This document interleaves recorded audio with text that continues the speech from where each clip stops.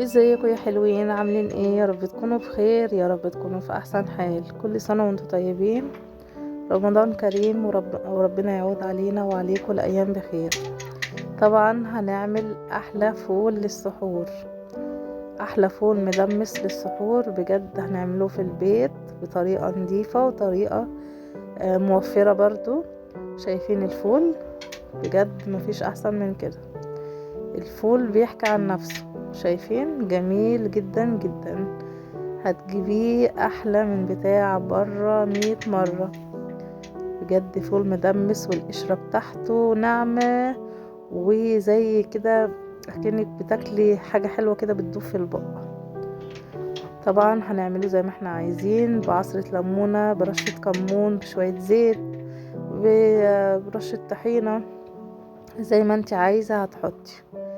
جميل جدا يا بنات، بجد طعمه كان تحفة. وتعمليه بفول بالطماطم، حاجة كده جميلة.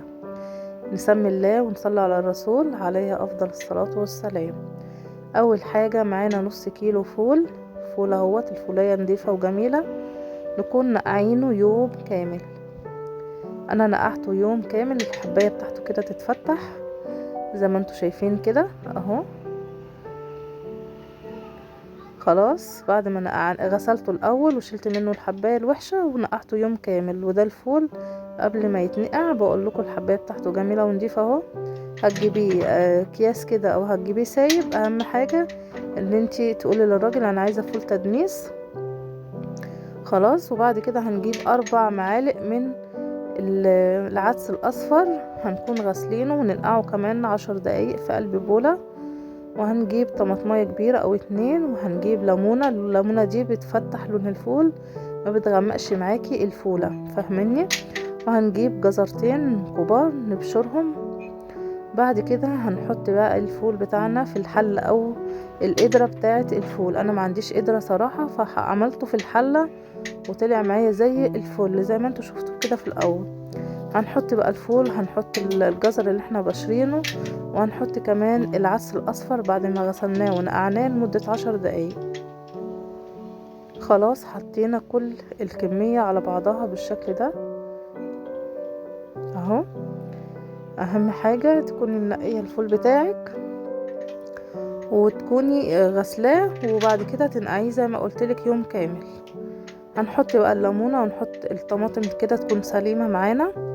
وبعد كده هنحط عليهم مية من حنفية عادية جدا اهي. مية من حنفية عادية جدا، دي مية بيضة شوية عشان لسه حطها من حنفية. بعد كده هنحط الحلة على النار لمدة نص ساعة، لمدة نص ساعة. خلاص. ونوريبها كده يعني منغطيش الغطا كامل علشان خاطر ما تفرش مني على البوتاجاز. بعد نص ساعة هتلاقي شربت المية بتاعتها بالشكل ده. هنكون غاليين براد مية جنبينا، ونصب على الفول بتاعنا المية المغلية. اوعي تحطي مية باردة عشان خاطر القشرة بتاعت الفول ما تجلدش معاكي. حطينا ال المية المغلية على الفول بالشكل ده. هنوطي بقى عليه لمدة 4 ساعات. شايفين يعني كشعرة كده من النار، حاجة بسيطة جدا. والفول اهوت بعد ساعتين هحط عليه مية تاني. انت كل ما تلاقيه شرب المية بتاعته تحطي. حتى لو كل ساعة تحطي براد مية مفيش اي مشكلة، هي المية مش هتعملك اي حاجة. خلاص. برضو هتفضلي من وقت للتاني تقلبي فيه، بس اهم حاجة تهدي عليه النار لدرجة اللي انت مش شايفة النار، يعني هدي عليه النار خالص. هتسيبيه 4 ساعات زي ما قلت على النار الهادية جدا. بعد كده هنجيب معلقة نشا كبيرة ومعلقتين صلصة او معلقة صلصة كبيرة. يعني انا حطيت معلقة معاكم وهحط كمان معلقة. خلاص. وهجيب شوية مية وهندوب الكلام ده معانا. دي الخلطة زي اللي احنا بنجيبها من بره بالظبط، هما بيحطوا كده عشان اللون بتاع الفول زي ما انتوا شفتوه معايا في اول الفيديو يبقى لون جميل جدا وحلو ان شاء الله معاكم. حتى لو اول مرة تعمليه اعمليه بنفس الخطوات هيطلع تحفة باذن الله معاكي. لو انت مش عايزة نفس اللون ده بتاع الفول ممكن تعمليه اللون اللي هو الاصفر اللي هو الكهرمان دوت. بدل ما تحطي الصلصة تحطي رشة زعفران او كركم، بس انا ارشح الزعفران احسن عشان بيدي لون بجد، لون جميل.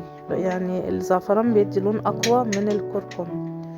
وان شاء الله هعمله فيديو تاني معاكم هيعجبكم برضو باذن الله. اما حطينا الخلطة هندوبه كده ونسيبه لمدة 10 دقايق او ربع ساعة، وخلاص كده هو الفول خلص. هنسيبه بقى يبرد وبعد كده نعبيه في اكياس. على فكرة هو كمان تقيل، الفول تقيل معايا، يعني لو كنت خفيفة عن كده كان هيبقى معايا اكياس اكتر. طبعا لما تطلعيه من الفريزر، طبعا انت هتفرزيه بعد ما بيبرد، هتطلعيه من الفريزر. وطبعا تزودي المية اللي انت حباها على الفول. عايزة تضربيه كمان في الخلاط علشان يبقى ناعم كله. في ناس بتحب ان الفول ما يكونش فيه قشر، فتحطي شوية في الخلاط وتضربيهم وتعمليه بالطحينة او تعمليه بالزيت والليمون، بيبقى حلو قوي قوي. وادي طبق الفول اللي احنا ما بنستغناش عنه على السحور بتاعنا، جميل جدا ما شاء الله. واللي وصل معايا لحد هنا يعمل ايه يا بنات يا شاطرين؟ يحط اللايك واشترك في القناة لو لسه مش مشترك.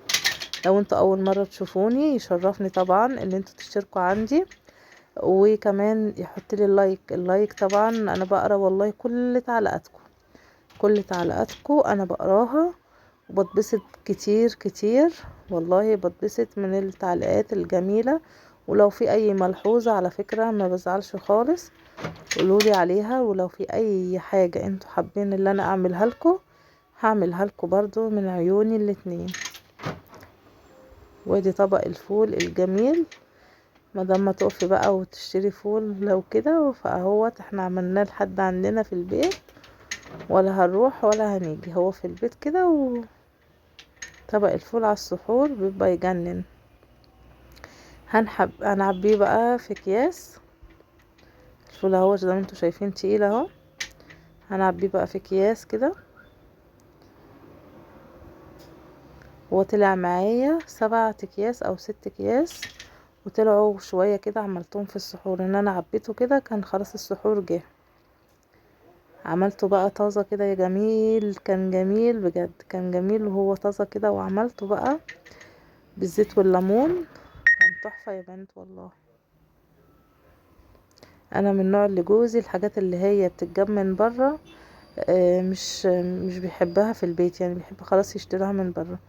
بس بجد غيرت طريقة تفكيره. اما بقيت اعمل حاجة هي احنا بنشتريها من بره بقيت اعملها في البيت بقى يعجبه بجد. شايفين كيس الفول يعني دوت، الكيس دوت ممكن تشتريه في حدود 7 جنيه ولا حاجة. ده الكيس كبير على فكرة مش صغير، مش الاكياس الصغيرة بتاعت الفول الصغيرة.